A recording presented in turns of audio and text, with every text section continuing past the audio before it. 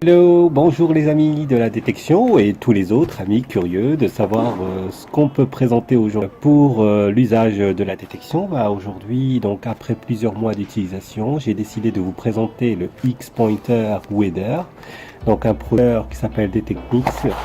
Voilà, l'idée c'est aujourd'hui de vous présenter en fait ce X-Pointer. Bien entendu, sur le marché, il y en a des pléthores, hein, des détecteurs de métaux et de pinpointer, et donc là ça en fait partie, et j'ai choisi celui-ci parce qu'il représente une fonctionnalité, plusieurs paramétrages et qui peuvent être très utiles sur le terrain. Donc toujours sur le terrain, on se rapporte sur le terrain, et c'est parce que j'ai fait plusieurs fois de la détection avec que je décidais de faire cette détection. Donc voilà, donc bienvenue à vous, et puis pouce bleu. Donc d'abord présentation rapide. Très grande marque des Detectix, et donc ils sont très bons sur le marché, hein. Ce qu'il faut savoir sur celui-ci, c'est il y a donc plusieurs effets sonores. La détection se fait soit avec des bips, soit avec de la vibration, ou mélangé entre les deux, avec une sensibilité qui est ajustable jusqu'à 4 niveaux. Et en continuité avec la détection donc sur plage ou encore en milieu humide, voire la pluie, donc c'est un produit qui est étanche jusqu'à 3 mètres de profondeur. Après, si vous voulez faire de la détection de métaux avec de la plongée, il faut complètement changer de matériel. Et bien entendu, cette marque en fait, mais c'est pas moi mon objectif de la détection de loisirs. Après, sur la partie batterie, c'est-à-dire les piles, ils fonctionnent avec soit des piles plates 9 volts ou des piles normales de 1,5 volts, hein, donc deux piles. Donc je vais vous voir là aussi, vous montrer en fait cette fonctionnalité là. Un matériel qui est assez complet, donc ça, bon, c'est pas la peine de vous présenter le carton, hein. Le carton reste un carton, le but c'est de vous présenter ce qu'il y a à l'intérieur dans la boîte. Donc bien entendu, à l'intérieur dans la boîte, on va retrouver le détecteur pinpointer. Voilà, tout ça. Puis il doit faire à peu près, si on mesure là, une trentaine de centimètres. Donc là, d'ici là, 20 centimètres, et puis donc une dizaine de centimètres. Il y a une sangle qui permet de l'attacher avec votre ceinture. Donc ça c'est très bien, parce que là aussi, vous avez la possibilité de l'attacher ici, et puis ça vient s'attacher à votre ceinture. Et enfin vous avez ça, donc ceci est une housse qui permet en fait d'insérer en fait dedans et de l'attacher en fait à votre ceinture à l'intérieur. Donc la ceinture elle passe par là, vous coincez comme ça, et puis ça reste scotché, collé. Ça permet de sécuriser en fait votre matériel lorsque vous faites de la détection. Il se peut que, comme c'est un matériel qui peut se balader, vous pouvez l'oublier quelque part sur le terrain. Et donc grâce à cette combinaison, c'est sûr que vous n'allez jamais le perdre, en fait, votre matériel. Et c'est l'objectif. Voilà. Et donc pour terminer la présentation de ce pinpointer, donc il est livré avec un autre bouchon en fait, qui va remplacer celui qui est inclus. Et en fait, ça vous permet effectivement de pouvoir mettre en fait soit la pile plate avec le petit bouchon, voilà, ça c'est le petit, soit avec les piles 1,5 volts, et c'est un peu plus gros et plus grand, voilà. Parce que, pour quelle raison? Parce que celui-ci, donc d'origine, on met la pile plate à 4 directement dedans, et sinon, il vous faut en fait un adaptateur pour mettre les 1,5 volts, deux piles 1,5 volts à l'intérieur, voilà, comme ceci. Et après, vous fermez. Voilà. Une fois que vous avez installé les piles, vous pouvez bien entendu le démarrer. Donc, comme je vous disais, il est assez solide, robuste, étanche. Je ne reviendrai pas sur des caractéristiques donc assez haut de gamme sur ce produit-là. Il existe donc le dernier qui est sorti, et c'est un Pro en fait, c'est un Technetix Pro, c'est plus un Technetix Weather, hein. Celui-là c'est un Technetix Weather. Le Pro permet d'aller dans des profondeurs plus importantes, mais en termes de paramétrage c'est exactement pareil. Donc il est livré enfin avec des bouchons comme ceci, il y en a 4 à l'intérieur, j'en ai installé un. L'idée en fait c'est de protéger en fait l'embout parfois, parce qu'on gratte avec pour trouver la cible. lorsqu'on veut, on est à la plage, parfois on peut faire des gratouilles comme ça pour trouver la cible, et ben justement ça permet de le protéger. Voilà. Il y en a 4, j'en ai utilisé un depuis quelques mois et donc je projette pas non plus de le changer tous les 4 matins. Voilà. En ce qui concerne les boutons, en fait, il y en a deux. Il y a le bouton on-off et le bouton M. Voilà. Donc le bouton M comme menu et on-off pour allumer et éteindre. Voici un exemple. J'allume. Voilà. Voilà. Donc là, une fois allumé, donc vous voyez que effectivement il y a deux LED qui s'allument. Donc la LED blanche qui permet de, par exemple, de détecter pendant la nuit. Et lorsque vous allez l'allumer, il va s'allumer.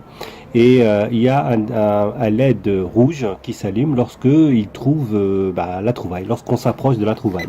Voilà, vous voyez, voilà, c'est de la ferraille. Donc dès que je me rapproche un petit peu, hein, là je suis quand même à une vingtaine de centimètres, hein, je me rapproche un petit peu. Alors voilà, j'ai une règle de 20 cm pour être précis. Là, tac tac tac, là je suis à 16 cm, 17, voilà, là il s'est arrêté. Et donc vous voyez, plus je m'approche, plus la LED elle va sonner de plus en plus vite. Voilà. Et comme il y a un vibreur, en plus il vibre. Donc voilà.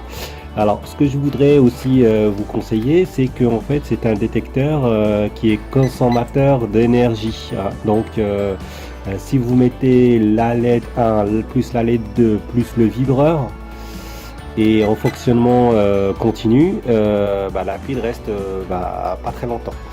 Donc, moi, ce que je vous conseillerais, c'est d'enlever en fait toutes ces options-là qui sont effectivement intéressantes quand on en a besoin, mais quand on n'en a pas besoin, il faut les arrêter. Alors, juste un point négatif, hein, parce que c'est un conseil d'achat, hein, je ne fais pas de publicité. Juste par rapport à quelques points négatifs, c'est que les boutons sont quand même assez rudes. Donc, c'est-à-dire que au début, quand je l'ai acheté, je pensais qu'il y avait un défaut, mais en fait non, puisque le produit il est robuste et il est étanche, et les boutons eux aussi ils sont robustes et étanches, et donc du coup forcément ces boutons sont plus durs que d'autres boutons de détecteurs pinpointer en fait qui ne sont pas non plus étanches. Donc voilà, c'est pour ça que ça s'explique. Alors donc tout début je faisais la détection en laissant tout le temps allumé parce que le bouton il était dur à éteindre et allumer. Mais quand j'ai vu la consommation quand même d'énergie, je me suis quand même dit que là il faut quand même de temps en temps que je l'éteigne. Et donc maintenant je l'éteins et j'arrive à l'éteindre plus rapidement. Donc juste pour revenir donc au menu.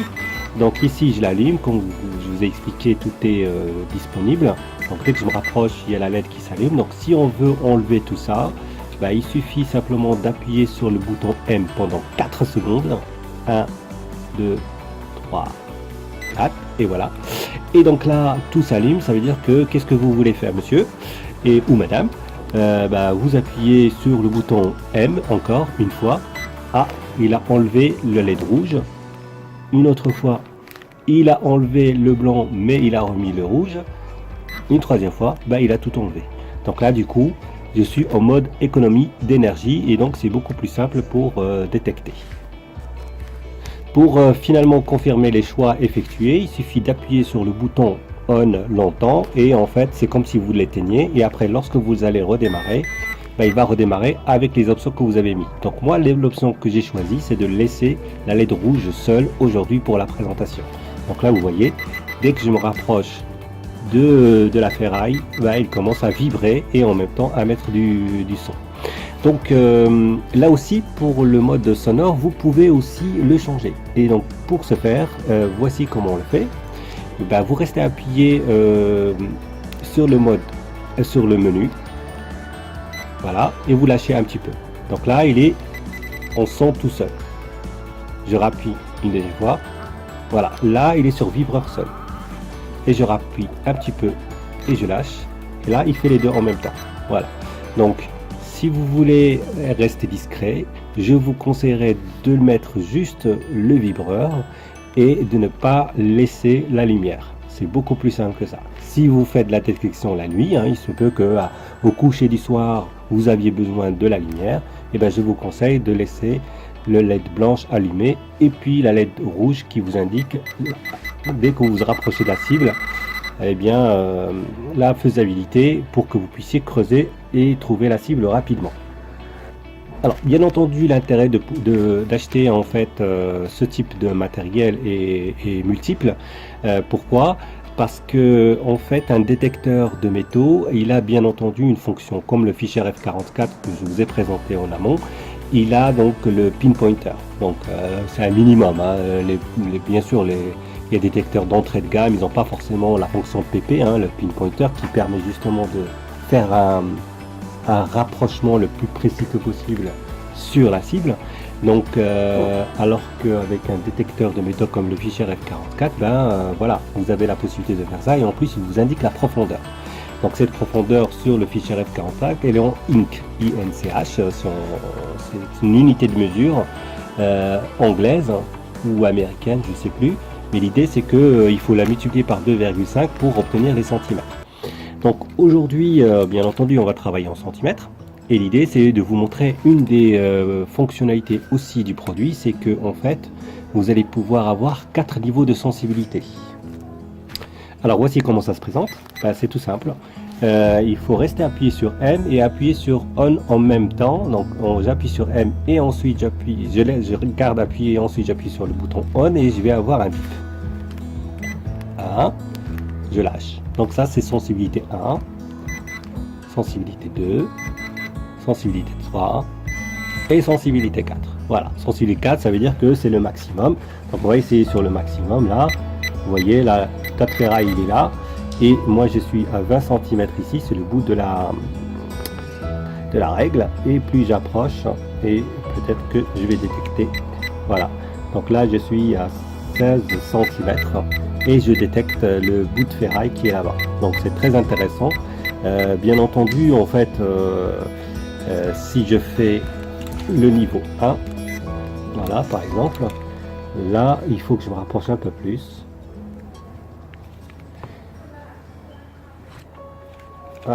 Voilà, je suis à presque 8 cm, c'est-à-dire qu'entre le 1 et le 4, je gagne quand même 2 fois plus de sensibilité. Donc c'est quand même assez intéressant. Alors, quel est l'intérêt d'avoir de la sensibilité plus ou moins importante? Eh bien, le détecteur de métaux, il va vous donner en fait un périmètre sur lequel il y a l'objet que vous avez trouvé. C'est un périmètre qui va être autour de, on va dire 5, 10, voire 15 cm². Et donc celui-ci va être beaucoup plus précis, c'est-à-dire que sur les 15 cm² sur lesquels vous allez devoir creuser, eh bien celui-ci il va vous dire exactement où creuser. Donc là, vous aurez peut-être autour de d'une précision autour de 1 cm, voire 2 cm². Donc une fois que vous connaissez les 2 cm², eh bien l'intérêt d'avoir effectivement une profondeur ici par exemple au niveau 4, c'est parce que en fait le détecteur de métaux, par exemple le fichier F44 que j'ai, va pouvoir aller en profondeur. Donc il va aller jusqu'à 10 inch, soit 25 cm. Et lui, il va jusqu'à 20 cm. Donc l'idée, c'est que, on a vu tout à l'heure, jusqu'à 18 cm. Donc l'idée, c'est que lui aussi, il puisse détecter jusqu'à 20 cm de profondeur. Donc c'est ça le plus important, il détecte 20 cm de profondeur et ensuite vous pouvez creuser. Et une fois que vous allez creuser, lui, il va être beaucoup plus précis grâce à sa sensibilité. Plus vous vous rapprochez de la cible, plus il commence à clignoter et à vibrer. Et donc ça, c'est quand même très intéressant. Et enfin, donc pour terminer, tout simplement avec cette fonctionnalité quand même qui est importante, c'est le fait de pouvoir avoir un adaptateur de piles, parce qu'en fait, juste pour vous prévenir, les piles plates sont beaucoup plus chères que les piles rondes, les piles normales, les AA. Donc l'idée c'est que vous puissiez aussi ne pas acheter beaucoup de piles. Donc ce que je vous conseille, c'est vraiment la possibilité, si vous achetez donc un pinpointer comme celui-ci ou un autre, c'est que vous ayez la possibilité d'avoir soit l'adaptateur ou soit de l'acheter d'origine avec des batteries AA, parce que elles sont aussi résistantes qu'une pile normale de 9 volts et eux ils tiennent beaucoup l'affaire. Donc celui-ci permet d'avoir les deux. Donc au cas où vous tombez et que vous tombez en panne de ce détecteur et de piles et que vous n'avez pas forcément des piles adaptées, là vous avez un adaptateur qui vous permet soit d'utiliser les piles plates, soit d'utiliser les piles normales. Voilà, merci beaucoup d'avoir visionné cette vidéo. Et donc, si ça vous plaît, vous mettez des pouces, abonnez-vous. Et je suis à votre entière disposition. Si vous avez des commentaires, je vous y répondrai sur ma chaîne YouTube. À très bientôt. Au revoir.